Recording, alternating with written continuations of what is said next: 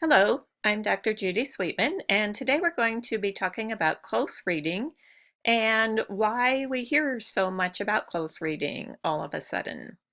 Well, the Common Core and the Iowa Core ELA standards opened up this discussion because of the very first anchor standard in reading, which tells us to read closely.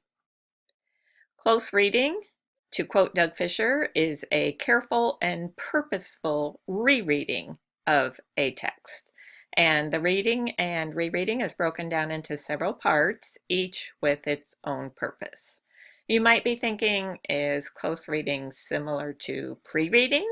No, it's not. In fact, pre-reading isn't even really necessary if you have students do a close reading.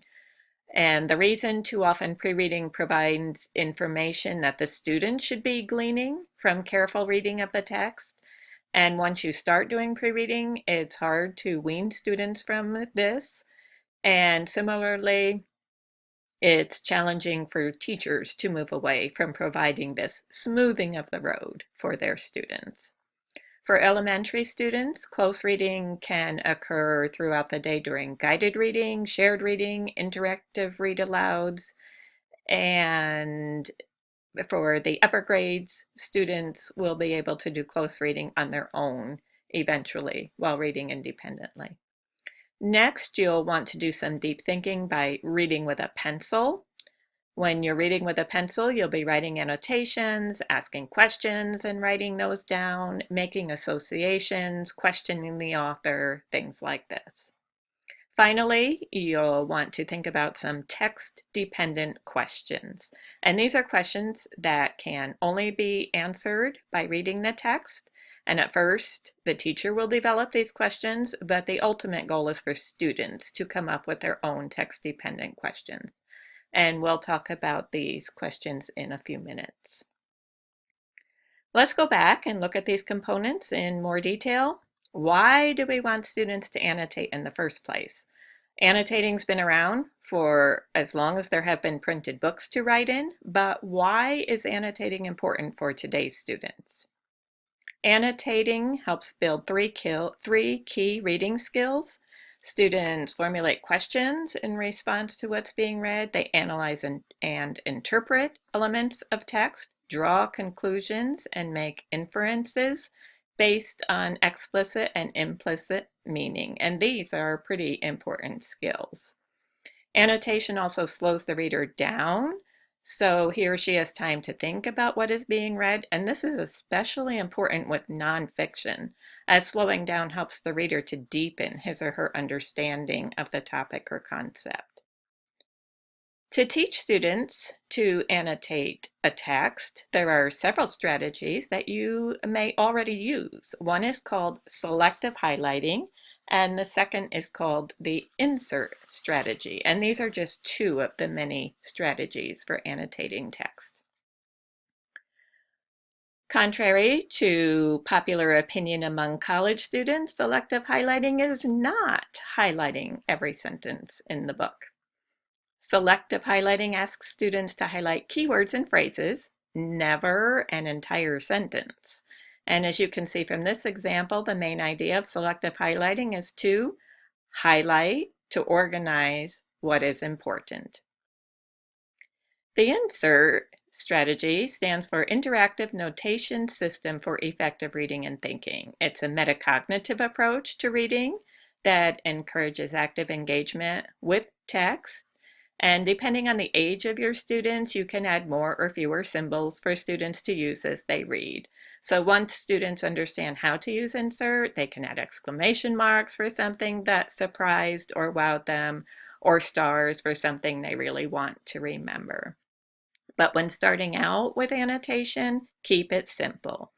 For example, have students underline the main idea, circle the key details, and if there's something that caused a question, they can add a question mark. So how might this look in kindergarten? This page said there were 5 fat frogs. Let's question the author or illustrator and see if there really are 5 fat frogs. And so the teacher wrote the number on each frog, counting aloud with the students to ascertain if there really were indeed 5 frogs.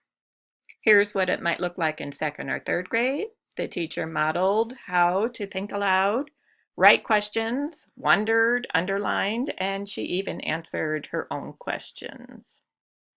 Here's a student example of using questioning while reading. If you're in a one-to-one school, you can easily have students annotate using Diigo or any other text annotation tool. Students can highlight, ask questions, and even respond to each other's annotations using Diigo.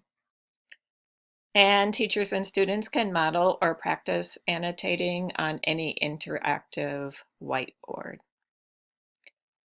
That was a lot of information, so let's review how to create a close reading. First, you're going to find a short nonfiction passage. Be sure the text is complex enough for your students, but not too complex. Wait, we better define complexity.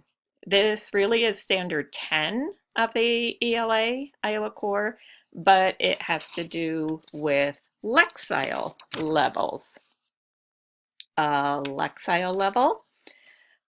A Lexile level is a way to measure both the reader and the complexity of the text. And the Lexile framework for reading at https://lexile.com has provided information for hundreds of books. So as a teacher, type in the title of the book and you will most likely find the Lexile level of that book.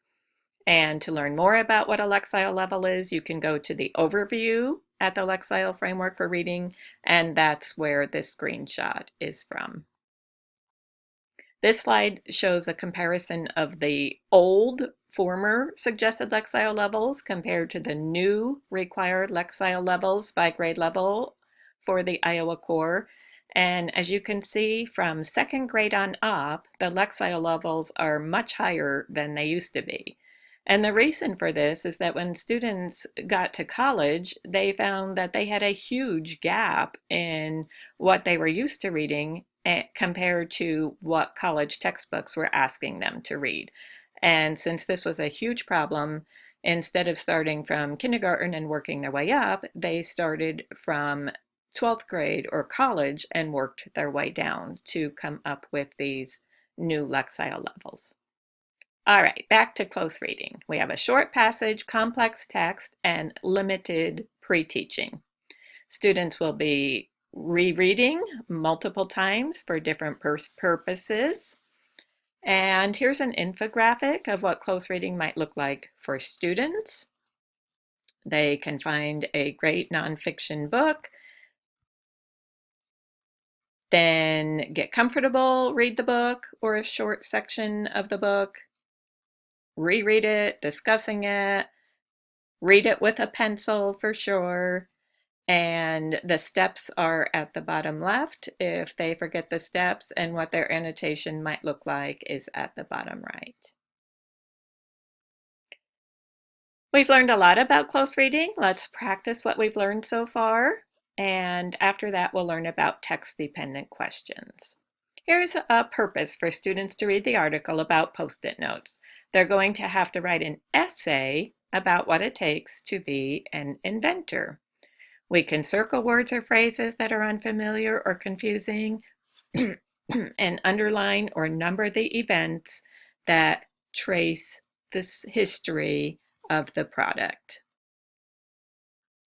So if I were the teacher thinking aloud and modeling how to annotate, as I was reading Post-it notes, I would read it aloud for the students and then just think aloud about the places that I would either circle if they were unfamiliar or confusing, and then go back and reread it and then underline or number the events that trace the history of the product. So if I was going to read it, by now everyone knows what Post-it brand notes are. They are those great little self-stick note papers. Most people have Post-it notes. Most people use them. Most people love them. But Post-it notes were not a planned product. No one got the idea and then stayed up nights to invent it. A man named Spencer Silver was working on in the 3M research laboratories in 1970 trying to find a strong adhesive. That might be a word that I might have trouble with, and so that might be a word that I would circle if I didn't know what that was. Silver developed a new adhesive, but it was even weaker than what 3M already manufactured. It stuck to objects, but could be easily lifted off. It was super weak instead of super strong. No one knew what to do with this stuff, but Silver didn't discard it. Discard might be another word. If I wasn't familiar with that I would circle it for modeling it for my students. Then one Sunday, 4 years later, another 3M scientist named Arthur Fry was singing in his church's choir. He used markers to keep his place in the hymnal.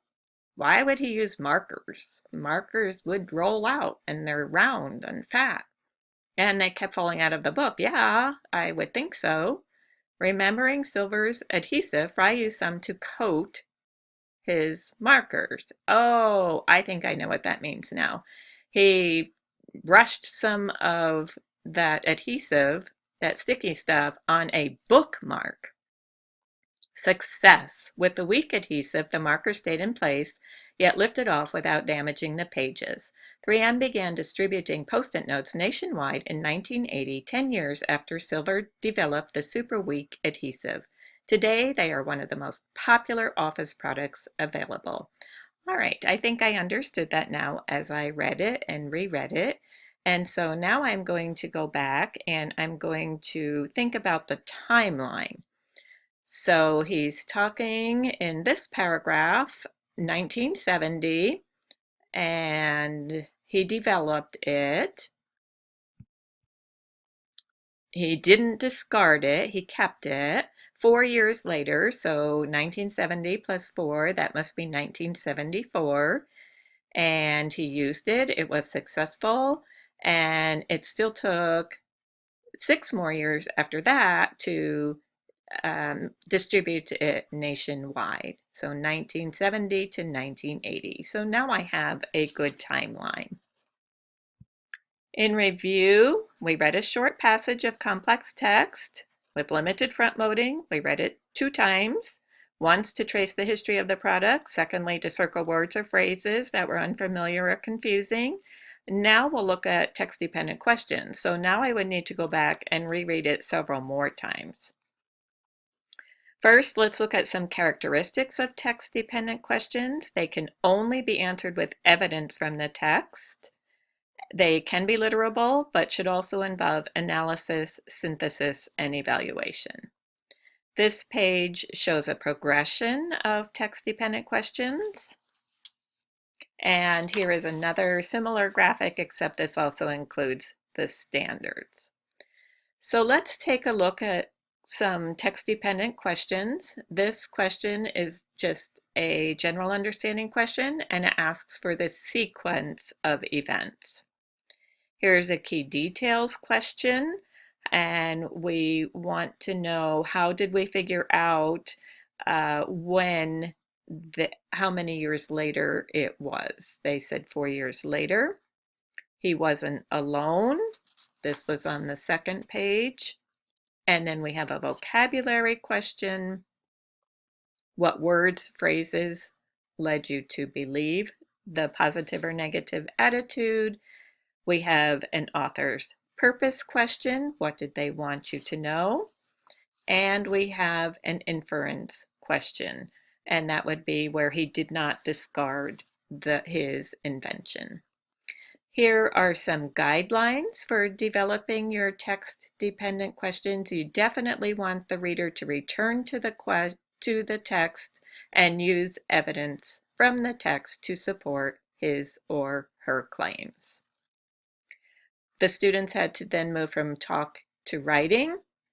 They had to write in their journals, and the red, blue, and green tell them what they need to write. You can accommodate students for close reading, provide copies of the text-dependent questions ahead of time, and maybe visual glossaries or highlight contextual clues. Then a close reading review. establish a purpose,